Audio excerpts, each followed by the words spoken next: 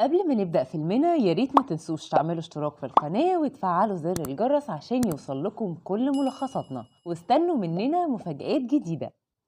في 13 من يونيو سنة 1980 وبالقرب من معسكر بحيرة كريستال بنشوف فتاة بتستغيث وبتحاول تهرب، وكأن شخص ما بيطاردها، وفجأة بتظهر لها الست دي واللي بتحاول تقتلها جزاء على اللي عملته هي واصحابها لما حاولوا يغرقوا ابنها جيسون، واللي بيكون واقف بيتابع من بعيد كل اللي بيحصل.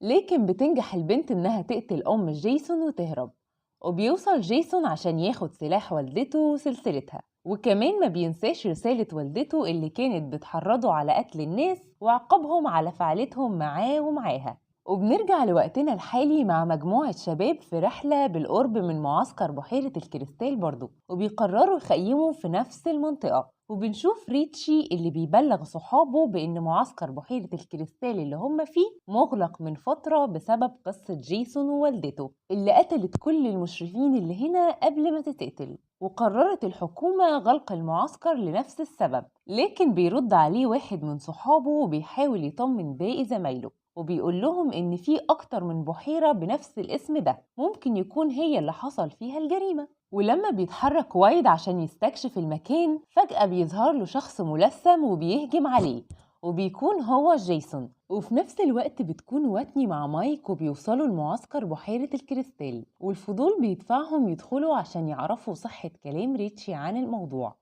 لكن واتني بتكون متحفظة على وجودهم في المكان، وهم بيكتشفوا المكان بيلاقي مايك سلسلة جيسون اللي فيها صورة والدته، وبيبلغ مايك واتني إن الست اللي في الصورة واللي هي والدة جيسون بتشبهها بصورة كبيرة. وكمان بيشوف اسم جيسون محفور على سرير في البيت، ومن هنا بتنصحوا واتني إنهم يخرجوا من المكان. وبنرجع لريتشي اللي بيروح يطمن على وايد اللي بيتأخر عليهم، فبيلاقي جهاز التعقب بتاعه مرمي على الأرض ووايد مقتول جنبه. وبيوصل جيسون عشان يهجم على أماندا وبيسمع صوتها ريتشي، وهو راجع عشان ينقذها بيتعثر في فخ من الفخاخ اللي عملها جيسون عشان يشوف بعينه أماندا وهي متعلقة على فرع شجرة وتحت منها النار بتاكل فيها. وفي الوقت ده بيكون مايك وواتني لسه في منزل جيسون واللي بيهجم عليهم مرة واحدة، ولما بيحاول مايك يهرب بيمسك فيه جيسون بعد ما بيصيبه في جسمه. وبتهرب واتني من البيت عشان توصل وتشوف أماندا وهي بتتحرق، ولما بتحاول تساعد ريتشي بيوصل جيسون وبيقضي عليه. وبعد 6 أسابيع من اللي حصل بنشوف مجموعة شباب بيوصلوا لنفس المكان في رحلة تخييم، وبيوصل في نفس الوقت كلاي اللي بيبحث عن واتني أخته، وبيحاول إنه ينشر صور لأخته المفقودة، وده بيعرضه لمشاكل مع صاحب المكان وبعض الشباب اللي كانوا موجودين في نفس المكان.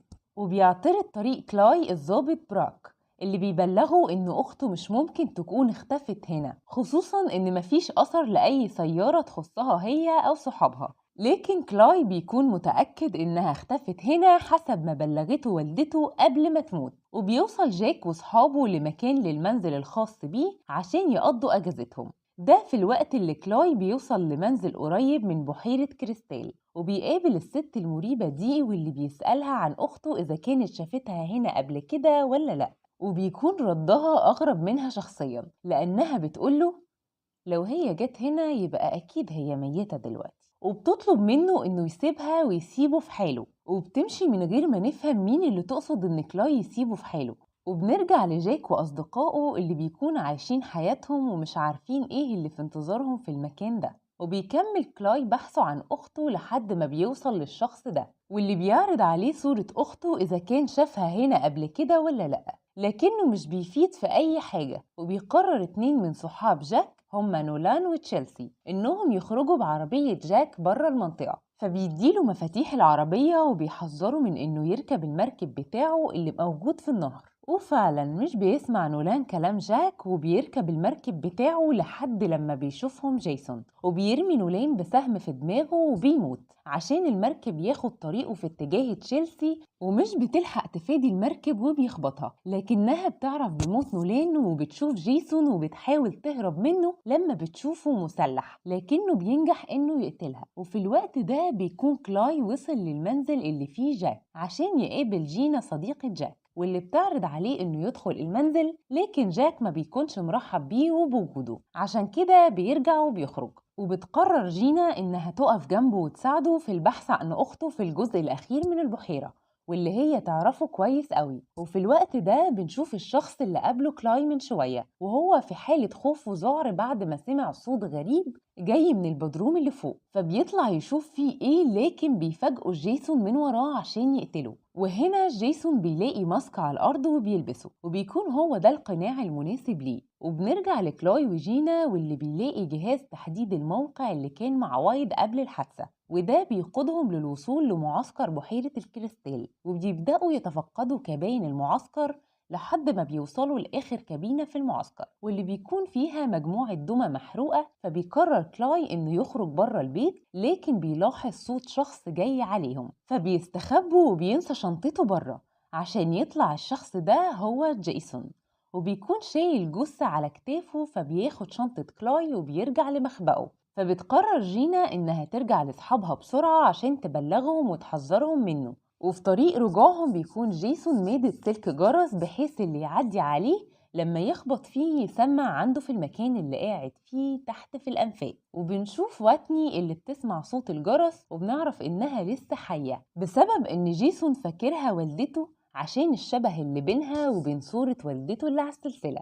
وبتستغيث واتني باللي ضرب الجرس، وما بتعرفش إنه مايك أخوها لكنه مش بيسمعها. وبيوصل جيسون اللي بيفتكر طريقة موت والدته وبيتعصب على كل حاجة في المكان. وبعد ما بيمشي جيسون بتشوف واتني شنطة كلاي وبتعرف إنه موجود في المنطقة وبتحرر نفسها. وبنرجع لترينت اللي بيكون جوه كوخ عشان يلاقي حاجة يصلح بيها الكرسي اللي كسره. وهنا بيفاجئوا جيسون من وراه وبيضربوا بالمفك في رقبته. وبيتجمع كل الأصحاب في بيت جاك وبيبلغهم كلاي وجينا بالقاتل جيسون. وبيقرر لورنس إنه يخرج يدور على ترينت، فبيدخل الكوخ اللي كان فيه ترينت وبيهاجمه جيسون، لكن بينجح يهرب منه ويخرج بره الكوخ. بس جيسون بيحدفه بالفاس اللي معاه وبيقتله. وبيسمع باقي أصحابه صوت استغاثة، لكنهم بيكونوا مقتنعين إنهم مش هيقدروا يساعدوه. وبيوصل لهم جيسون البيت وبيكون موجود فوق سطح البيت. وبتطلع تشيلسي عشان تشوف جاك، وكالعادة بيظهر لها جيسون من وراها وبيكتم بقها عشان محدش يسمع صوتها، لكن جاك بيحس بيها وقبل ما يتحرك لها بيكون جيسون قضى عليها. وبيوصل الضابط براك لنفس المنزل، لكن قبل ما تفتح جينا الباب بيوصل جيسون وبيقضي عليه. وبيكون مع جاك سلاح، وبعد ما بيعرف ان جيسون في البيت بيبدأ يضرب النار بطريقة عشوائية. وبيهربوا من المنزل وبيطاردهم جيسون. وبينفصل جاك عن كلاي وجينا عشان يوصل للطريق الرئيسي، وبيلاقي عربية ولما بيشاور لها بتقف، لكن بيشك في قائدها لكنه بيطلع شخص عادي. بس للأسف بيكون اتأخر جاك في الهروب. وبيوصل جيسون وبيعلقه في السياخ بتاعة العربية. وطريق هروب جينا وكلاي بيقودهم للمنزل اللي دخلته واتني أخته وصديقها ماك، عشان يسمع كلاي صوت استغاثة واتني واللي بتكون سعيدة لما بتقابل أخوها. وبيفكها تاني بعد ما حاولت الهرب قبل كده ومسكها جيسون. وبيوصل لهم جيسون وبيحاولوا يهربوا، لكن مش بيلاقوا مكان في النفق مفتوح، فبيخرجوا من فتحة الصرف عشان يخرجوا بره البيت. لكن بيكون جيسون مستنيهم وبيضرب كلاي اللي بيغمى عليه. بس بتنجح واتني إنها تهرب منه هي وكلاي عشان يدخلوا جوه منزل تاني. وهناك بيقابل جيسون كلاي وبيضربوا بعض، وبيشغل الآلة جيسون عشان يقتل كلاي. لكن جينا واللي بيكون جيسون فاكرها والدته بتقوم بدورها وتوريه السلسلة وبتطمنه إن كل حاجة تمام. وبيقوم كلاي ضارب جيسون في ظهره ومعلقه من رقبته بالسلسلة عشان الآلة تسحبه ليها وتقتله. وبعد ما قتلوا بيقرروا ياخدوا جثته ويرموها في بحيرة الكريستال، لكن قبل ما يمشوا بيظهر تاني جيسون وبياخد واتني. وبيخلص الفيلم على كده، وإلى اللقاء في الجزء القادم. ما تنسوش اللايك والاشتراك.